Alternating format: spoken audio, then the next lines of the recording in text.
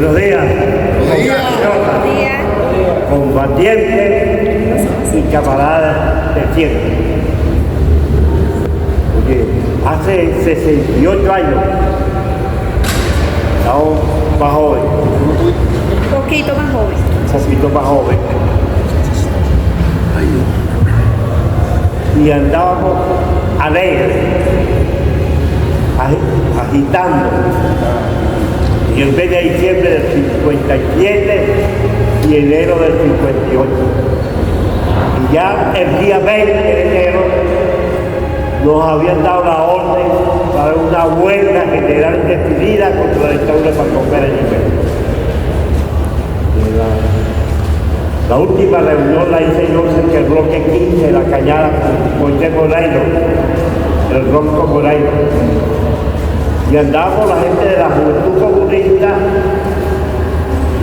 que eran puros muchachos de la época, y de la Juventud y Acción Democrática Rebelde. Yo comandaba un grupo como de 50 personas más o menos. Diseñado en la parroquia Sucre, 23 ya resaltó una sola parroquia.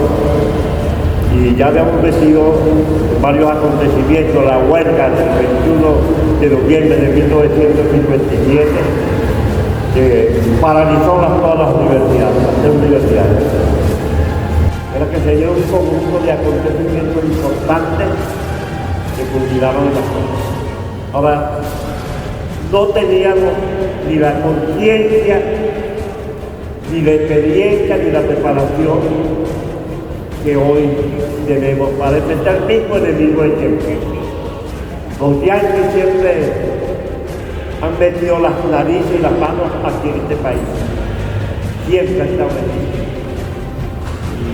Y han derrotado todos los presidentes.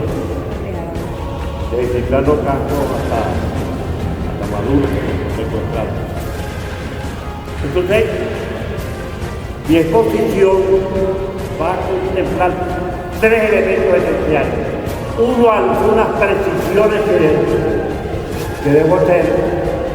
Dos, desarrollo de los acontecimientos hace 58 años. Y tres, las circunstancias de hoy. ¿Cómo veo toda esta situación? Entonces el escrito dice así: una apreciación a los acontecimientos políticos hace 68 años, del 23 de enero de 1958 y las circunstancias de hoy. Algunas precisiones necesarias.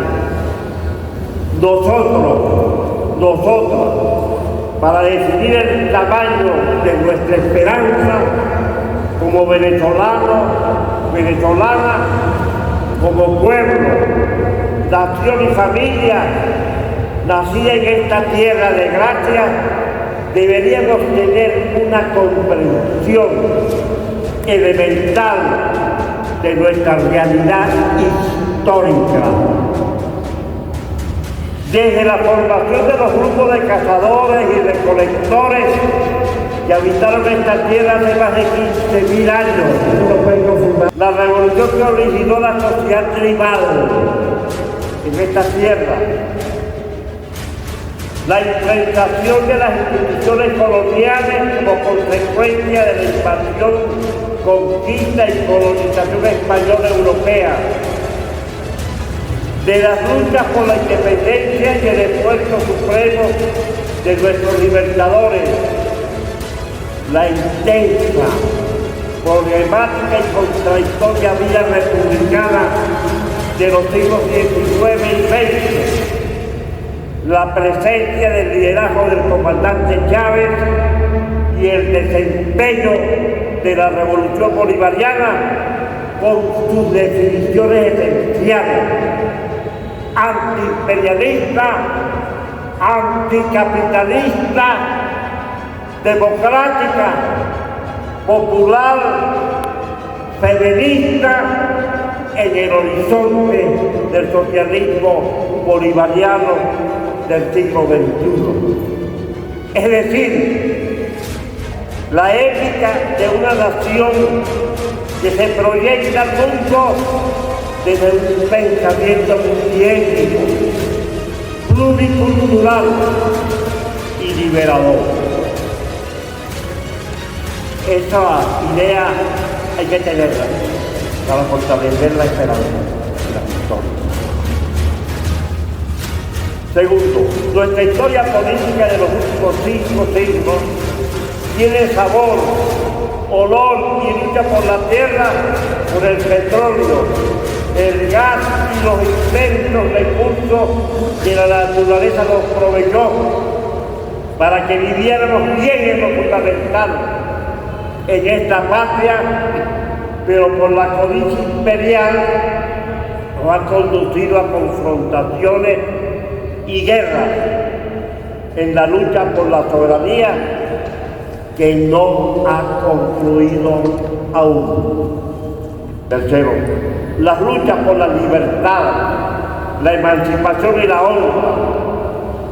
Lo otro es el cautiverio del capital, como a temprana edad lo señaló el Quijote, Bolívar y Marx.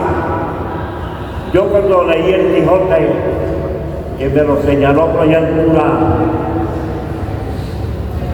Soto, también tenía el apellido mismo, y lo echaba esos cuentos del Quijote, yo me enamoré.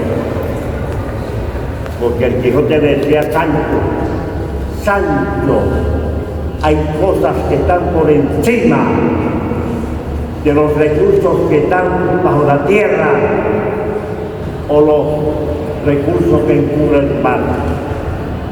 La lucha por la libertad y la honra. Lo otro es el cautiverio del hombre. Esa es la lógica del cautiverio. Y de verdad, ahí me metí hasta el sol de hoy. Pero también, como lo dice el argentino Jorge Luis Borges, cito: mi argumento de hoy es la patria, lo que hay en ella de presente, de pasado y de venidero, y que conste que lo venidero nunca se anima a ser presente, de todo sin antes ensayarse, y ese ensayo es la esperanza. Termina la cita de Borges. Por cierto, las campañas electorales de Chávez y del presidente Maduro, nuestra consigna era y es: la esperanza está en la calle. Con estas precisiones generales pudiéramos decir: hace 68 años vivimos una crisis revolucionaria de poder. Una crisis revolucionaria de poder. Con los acontecimientos del 23 de enero de 1958 y por ausencia de calidad ideológica de las fuerzas políticas de entonces, con la Junta Patriótica, no fue posible consolidar la libertad y la emancipación de Venezuela.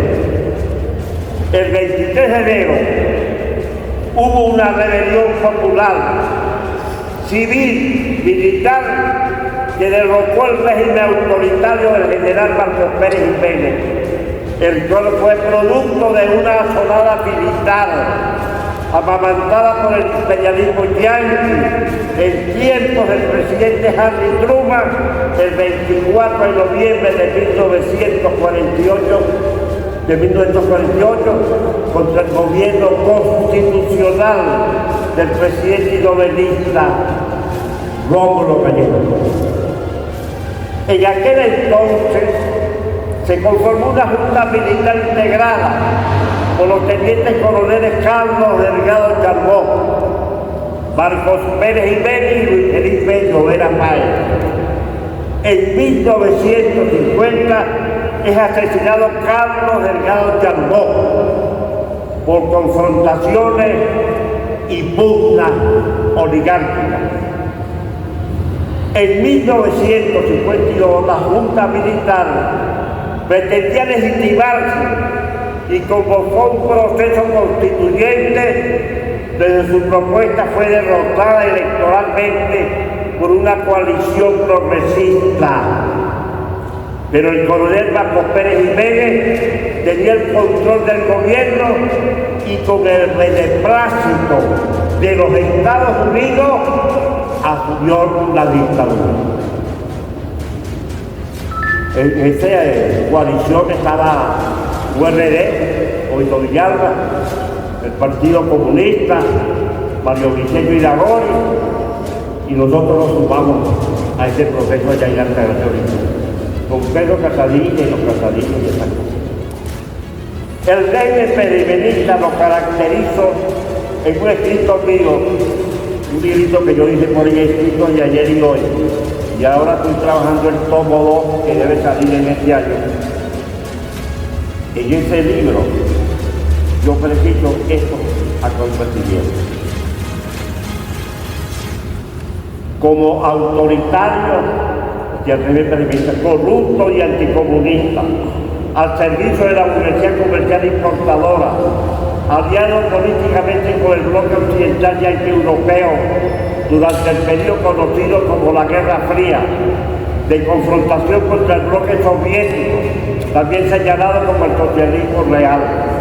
Venezuela era para entonces el primer país exportador de petróleo del mundo, con una población de 5 millones de habitantes aproximadamente, $1 a 3,35 bolívares. Se desarrollaba el llamado proceso de sustitución de importaciones, de producción de bienes intermedios y de capital, pero bajo la hegemonía norteamericana. Se desarrolló una significativa obra material en infraestructura y servicios públicos en Caracas y otras ciudades del país, que todavía es observable hoy. Fue intensa de verdad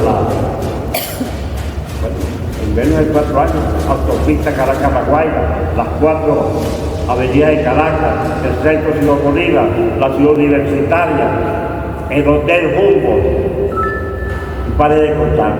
Y una infraestructura, la ciudad universitaria, el hospital universitario, y toda una infraestructura tremenda. Fue un estadista, pero como dijo Chávez, desarrollista, distinto al proyecto nuestro. La dictadura no pudo construir un movimiento político sólido frente a los factores políticos de la resistencia.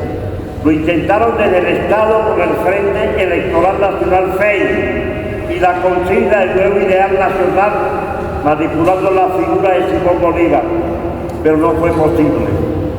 En 1958 el gobierno otorgó concesiones, 1956, otorgó concesiones petroleras para aumentar sus ingresos en divisa, para realizar obras públicas y resolver problemas de deuda interna con factores de la industria de la construcción. Con esta ocasión violó la ley de hidrocarburos de 1943 del tiempo del general Medidas Angarita.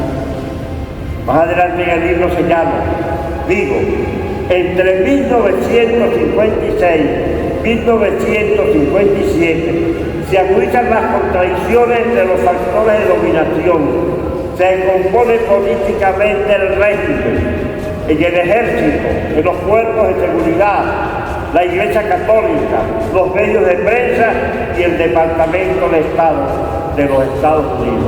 Ahí hubo problemas entre ellos mismos. Se abre brecha para activar el movimiento popular en función de la unidad y reivindicaciones democráticos populares. Aparece la Junta Patriótica.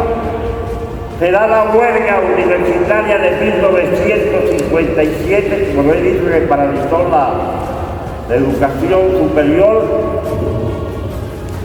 Aparece la carta de Monseñor Arias, citando al gobierno, el levantamiento militar del coronel Cortejo el 1 de enero de 1958, que conduce el país a una crisis de poder. Se desarrollan movilizaciones populares contra la dictadura, maniobra entre los mecanismos del poder, y en Nueva York se reajusta el gobierno entre ellos mismos, pero Pérez Jiménez no logra unificar fuerzas suficientes que le permitan mantener el poder. La Junta Patriótica llama a la huelga general indefinida el 21 de enero de 1958. Asume la huelga total Caracas y en algunas partes del país. Y en la madrugada del 23 de enero huye el dictador hacia donde está su compinche Capita, entre paréntesis Rafael Leonidas Trujillo, allá en la República Dominicana. Siempre los dictadores, cuando la vaina se les pone duro, se van corriendo. La Junta Patriótica, integrada por los partidos URD, Partido Comunista de Venezuela, Acción Democrática y COPEI, en la persona de Fabricio Ojeda, Guillermo García Ponce, Gilberto Ortiz Bucarán y Enrique Elizquigueta Gran, el mismo sobreviviente que queda. Y por otra parte el movimiento militar de los coroneles Hugo Trejo, Martín Parada, Echeverría y otros no pudieron, no supieron o no quisieron unirse en torno a un programa popular por carecer de una estrategia de poder y mando unido. El imperialismo desde Nueva York, con Rómulo Betancourt, Rafael Caldera, Jovito Villalba, el Departamento de Estado de los Estados Unidos, el industrial Eugenio Mendoza y Blas Lamberti, sí lo lograron con el llamado Plan de Nueva York. Y su concreción posterior, el Pacto de Punto Fijo. Pudieron estabilizar, organizar la transición hacia el régimen liberal burgués de Punto Fijito en el periodo 1958-1998. 40 años no me quiero decir exacto. El régimen Porfirista en lo fundamental, en lo esencial, fue entreguista a los intereses del capital transnacional, corrupto, irrepresivo y autoritario. Cometió faltas graves y delitos, no fue nada democrático y sí delictual, y por eso se agotó histórica y políticamente en este país. Existe una literatura testimonial sobre estos periodos históricos. En verdad, con el gomecismo y el puntofismo se consolida el régimen capitalista venezolano dependiente, atrasado y subdesarrollado del capitalismo venezolano, tutelado por los yanquis. Pudiéramos decir, en forma de síntesis, que con los acontecimientos populares, políticos y militares de febrero de 1989 y 1992, se puso de manifiesto el agotamiento del sistema capitalista venezolano, expresado en los regímenes militares autoritarios tipo Gómez, Pérez Jiménez o el régimen burgués representativo de ADE y COPEI. Final punto. Las circunstancias de hoy. He tirado esto en líneas generales y rectas, pero hay una dictadura importante y aquí hay una plantel de gente que conoce más que yo, porque yo no soy ni periodista ni escritor. Yo lo que soy un guerrillero del tiempo.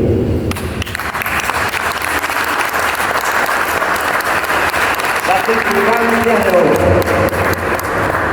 Vivimos los tiempos de la Revolución Bolivariana y de la confrontación histórica contra el enemigo principal y fundamental de nuestro pueblo y de la nación, el imperialismo yanqui, que únicamente ofrece volver al coloniaje con la oscuridad del fascismo, la guerra y la organización de la región. No podrán, les decimos, desde la Venezuela bolivariana. El 3 de enero del 2026, como un bárbaro, altero, cobarde y una poderosa acción militar de comando, se secuestraron al presidente constitucional y legítimo Nicolás Maduro Moro. El presidente Maduro es un prisionero de guerra de los Estados Unidos y no ha cometido ni faltas ni delitos en los Estados Unidos. Es inocente. Vamos a un juicio que será como un acontecimiento relevante, el juicio político del siglo XXI. Desarrollaremos la lucha con nuestra verdad histórica, la de Bolívar. Pueblos libres derrotan imperios poderosos. Mientras tanto, defenderemos y consolidaremos la revolución bolivariana con el liderazgo de la presidencia encargada, la doctora Delcy Rodríguez, con mando único y con el Partido Socialista Unido de Venezuela, el Polo Patriótico, las fuerzas populares y militares, es decir, el chavismo o el bolivarianismo de las circunstancias de hoy, como esperanza única de nuestro pueblo, con el programa del presidente Nicolás Maduro y las 7 transformaciones en el horizonte del socialismo bolivariano del siglo XXI. Está el rumbo histórico, está la estrategia y está la táctica que la debemos trabajar. Y la táctica, como decía el viejo Stalin, tiene 3 elementos: formas de organización y lucha, propaganda, consigna y movilización. Hoy estamos aquí en propaganda, señalando los elementos para ver cómo salimos los que estamos aquí. El jueves 10 de enero, la doctora Delcy Rodríguez rindió balance ante la Asamblea Nacional. Definió las orientaciones esenciales y las tareas centrales para el nuevo periodo que se abre en el 2026. Tenemos plena confianza, como si fuera ayer, con la doctrina bolivariana y la espada del mariscal Sucre en Ayacucho. Ahí derrotamos un primer imperio. Ahora nos toca este segundo imperio. Ya tenemos la experiencia de uno, nos llevó 300 años. Este será el más corto de la humanidad, está en decadencia histórica. En otras conferencias yo he señalado esos elementos, no me voy a hablar por ahí, a nivel de título: paridad tónica militar en el mundo, agotamiento político ideológico de su doctrina, socialdemocracia, socialismo y fascismo. Tercero, se ha roto la dictadura mediática mundial que impusieron después de la Segunda Guerra Mundial. Y el dólar, como moneda de intermediación del sistema capitalista mundial, está en una crisis. Uno papelillo verde y más temprano se va a uno. Entre 10 años analicen esas 4 cositas nada más. Entonces está centrado. Enfrentaremos, agotaremos y los derrotaremos con la diplomacia del diálogo y la paz, en la concepción de la lucha de todo el pueblo y con los despertar de los pueblos del mundo global. Ahí está la vaina, la concepción de la lucha de todo el pueblo, de todos los que estamos aquí y más allá. Y si nos organizamos en guerra de guerrilla, como se ha demostrado en el siglo XIX, XX y XXI, eso es inderrotable, más allá del poderío militar y de todas esas cosas. Y articulando democráticamente a nuestro pueblo. Este viejo guerrillero, una vez, en una situación mucho más difícil que la ahorita, para mí en la guerrilla, bueno, matamos al comandante por una idea de maniobra allá en las montañas de Washington. Mataron el secretario político, mataron al jefe de operaciones y toda la escuadra que comandaba la comandancia, y quedó un campesino sobreviviente, que lo recogimos a 3 días con unos tíos por aquí. Pero de la yo lo viví yo intensamente. Y años después, hace como 50 años, también en el Medio Oriente. Fui por 15 días y reventó la guerra. La guerra, uno sabe cuando revienta, lo que no sabe cuando termina. Y yo estaba allí.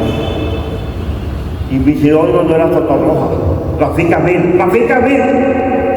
Te vamos a sacar urgentemente de aquí y colocarte en Zúrich, porque reventó esta guerra. Y tenemos tu seguridad. Y dije, no tengo las maletas aquí. Dijo, no, se las matamos después.